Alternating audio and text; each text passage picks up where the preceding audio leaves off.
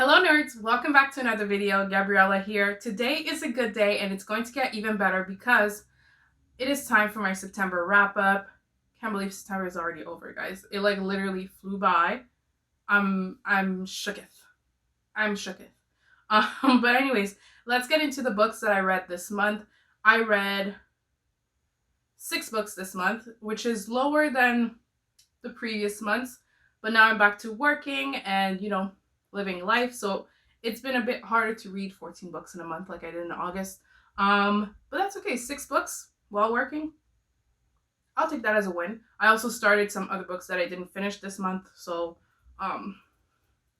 that's all goes into play. But let's just get into the books I read this month. But first, don't forget to subscribe so you can be a part of the nerd gang and you can get new videos like these every week. And also click the little bell icon so you can be notified of every new video. And so you always know when I'm posting a new video. So now let's just get into it.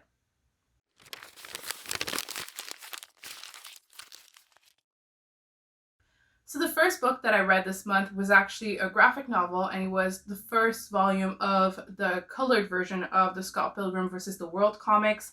I do enjoy the movie very much. I've seen it multiple times and actually rewatched it like recently. And the first volume was free with Prime Reading. As I was saying in my August wrap up, I really got into some Prime Reading during the month of August, and it sort of followed suit in the beginning of September. And so I got for free the first graphic novel that I read through the Kindle app on my iPad. And it was a lot of fun. It's literally exactly the movie. So if you love the movie, you'll love the graphic novel, but it's like there's not much that is changed. Like there's a few tiny little elements that are different, but otherwise it's exactly the same as the movie, which I don't hate. And I wasn't expecting vastly different either. It was just a lot of fun. Love the drawing style. So yeah, it was 4 stars, 5 stars. I don't know. I think I would rate that at 4 stars because although it was great, it wasn't like mind-blowingly great. Probably because I've seen the movie so many times that it's just like, okay, it was great. But I think if I had read the graphic novel like first, maybe before the movie came out, I could have been like, this is incredible and rated it 5 stars. But yeah, it's a 4 star for that particular reason. Next this month, I finally read The Song of Achilles by Madeline Miller. As you guys know, this is kind of a staple everywhere on the bookturnet, but especially TikTok. TikTok is obsessed with A Song of Achilles, and that is one of the reasons why I wanted to read it, but I've also only heard incredible things about it. And so I finally got to read it. I read most of this actually as an audiobook, actually all of it as an audiobook now that I think about it, because I wanted it to be a book that I could like listen to while I'm doing other things. So yeah, it was really good. I have to say, I do believe this is a victim of overhyped books over on TikTok, in the sense that, I don't know, it's based on a Greek tragedy. And when you know this, you can imagine where this book is going to go, you know? And everybody's talking about bawling their eyes out at the end and yada yada yada, and I'm just like, but guys, didn't you see that one coming? Like, I get that it's sad, but like, you just, even if you don't know the story, like, I'm not a Greek mythology, Greek tragedy nerd or anything, not even close to it. Like, I haven't even read Percy Jackson, so okay, like, I'm not into Greek culture at all, but I still had a pretty good idea what was going to happen. And not in a bad way. Like, I don't think the ending being predictable was a bad thing, because it's a retelling of a pre-existing story. So with every retelling, there's going to be key elements that are going to stay the same. And the ending is kind of an important one. Otherwise, I did enjoy Madeline Miller's writing. I think it was beautiful. I think she has a beautiful way of explaining a situation, of writing characters, and all that. So it was great. But this is the story of Patroclus and Achilles. So, I mean, as the title says, I still suggest you guys pick it up, but I suggest you put your expectations a bit lower than what TikTok has made it out to be, if you guys are on TikTok. But I do own Circe by the same author, which is also a Greek myth retelling. I'm excited to pick Circe up because I have found that the same people who overhype Song of Achilles tend to dislike Circe, and the same people who feel the same about the overhypeness of Song of Achilles as I do tend to enjoy Cersei more. So I am very excited to kind of get more into the, not hidden gem, but the more underrated work of Madeline Miller.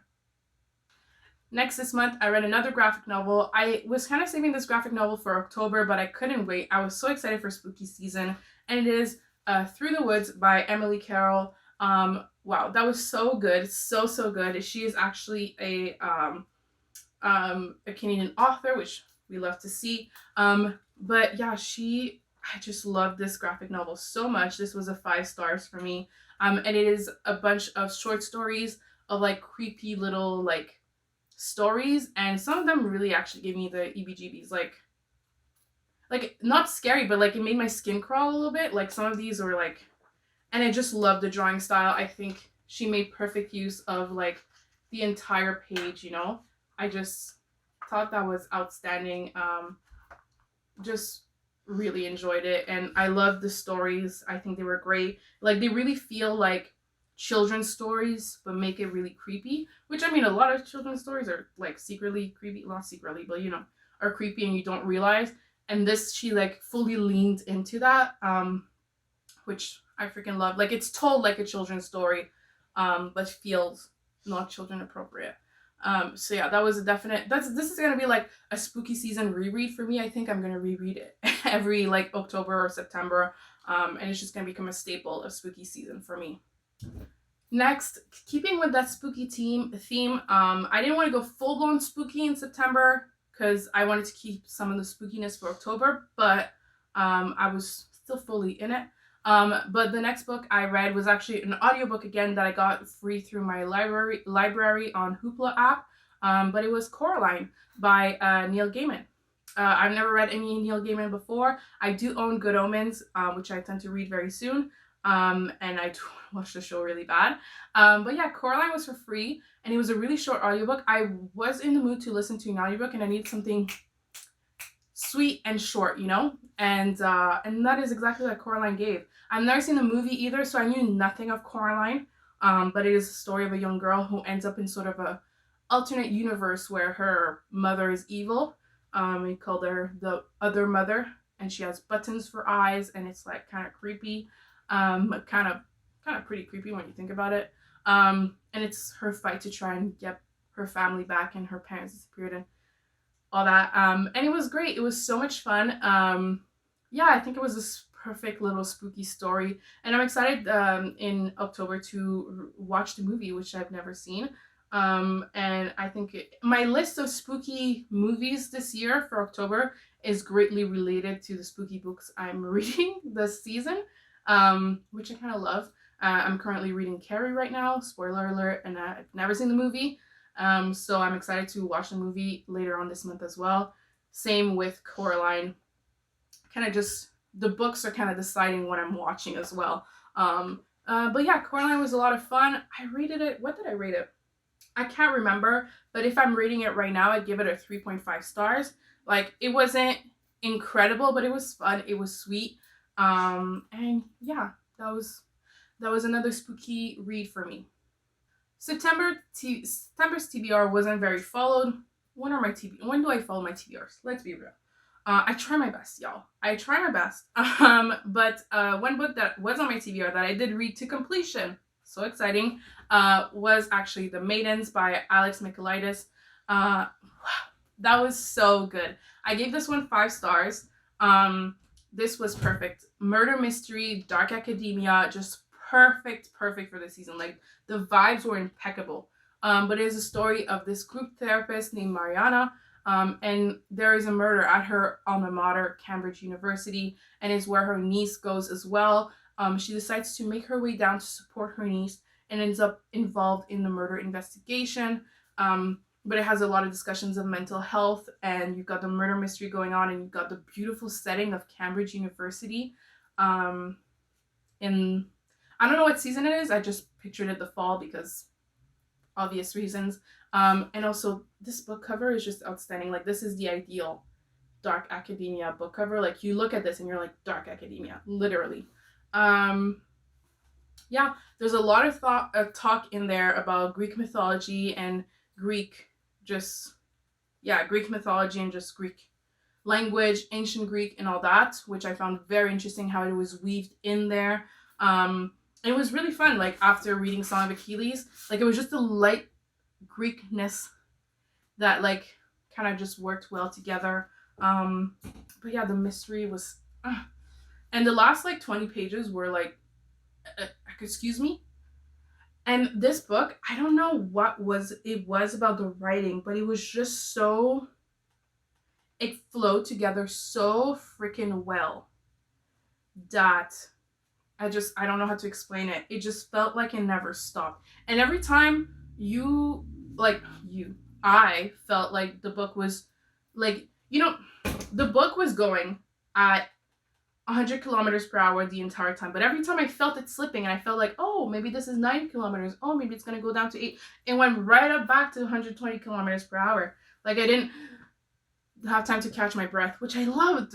It was amazing. So yeah, this was my first Alex Mikulitis. Well, he has two, so but his first one was The Silent Patient, which I really want to read as well. It's funny, the same thing with Song of Achilles and Circe. Like whoever didn't like Song of Achilles like Circe and vice versa. It's the same with the Maidens versus the Silent Patient. People who like the Silent Patient didn't like the Maidens and vice versa, which I find very interesting. I'm hoping I like the Silent Patient. But also it would be kind of funny if I followed kind of that trend that I've been seeing. It's really funny, like when you have the same author and people either like the people who love your first book hate your second book and vice versa. Like that's kind of weird. But anyways, what a fun book. I just love it and definitely would recommend it to everybody. I feel like it's a very accessible dark academia murder mystery. It's just not heavy at all. It was great. The last book I finished this month was Fight Night by Miriam Taves. Miriam Taves is a Canadian author. This is a brand new release. It is not, well, at the time you see the video, actually, this will be out in the US. It comes out October 5th. But here in Canada, it came out August 31st. So, we're better than y'all. What can I say? But she is a Canadian author. I read this as part of my independent bookstore, Clio. My fave. I mentioned it so many times now. But they started a book club. September was the first month of the book club, and this was the first pick. So that was really exciting. I've never read Miriam Taves before, but she's a well-recognized, well-awarded Canadian author. She's written quite a few books. And this was the story of Swiv. She is a child, and she's the narrator of the story, recounting the story of what's going on in her life, kind of as journal entries a bit. She's basically her therapist asked her to write what was going on in her life to her father and write a letter to her father who just like kind of dipped on the family. Her mom is pregnant with the baby that they lovingly call Gord. And there's Elvira, the grandmother, who is quite a character. But this was so much fun. A nice literary fiction set here in Canada, set in Toronto, set in present time. And having the voice of a 9-year-old telling these stories and talking about some of these inappropriate things, at least for a 9-year-old, was so much fun. But yeah, this was great. I'm definitely going to try and read some more Miriam Taves in the future. This is actually hilarious. Like, God, it was actually incredibly funny. I was laughing out loud for a lot of these moments. But yeah, I really suggest you pick this up. This is really short. The American version, for some reason, is like over 300 pages. I don't know why. The Canadian version is less than 300 pages. So it's really short. I read most of this in a day. So on the day of the book club, to be fair, because I procrastinated like I procrastinate everything else. But yeah. That is the last book that I completed this month, and I finished it on September 30th, which was the book club. Next, I want to give an honorable mention to a book that I did not finish this month, but I did start. It's not a DNF. It's just I'm not reading it right now because my brain is not at the capacity to comprehend what is going on in this book right now. But it is A Secret History by Donna Tartt. I'm hoping to pick this up when my brain is more revived. Okay, I need more energy. I need more brain cells. Okay. Give me a sec. But I'm actually quite a bit along in this book. I'm not sure because I started reading this on like, the book, reading it like normal reading. And then my brain was just information. No.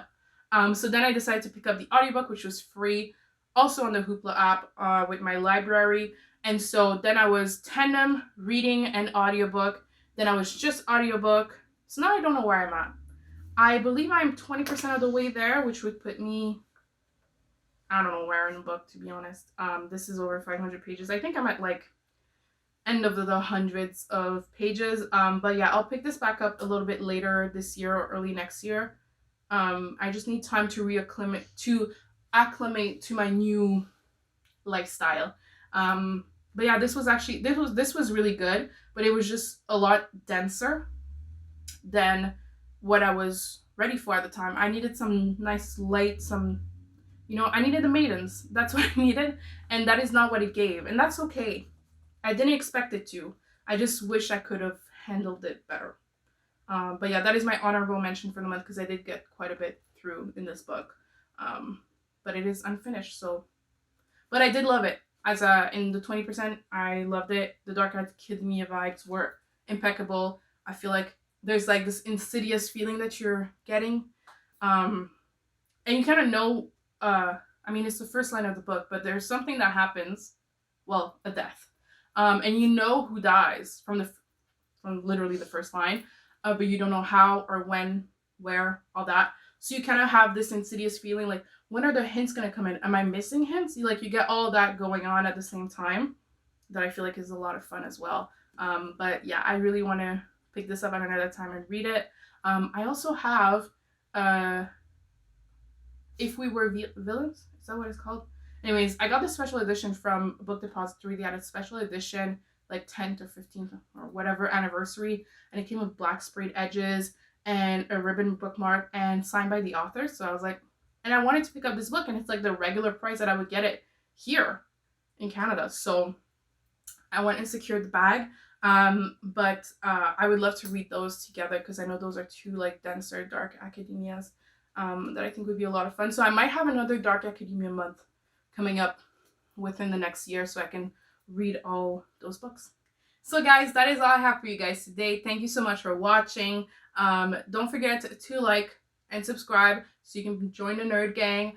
If you watch all the way to the end, thank you very much. I really appreciate it. And down in the comments, we are going to put a skull emoji because I realized every single book that I talked about in this wrap-up deals with death in a way or another. So I guess that was my secret theme of September, which is kind of dark.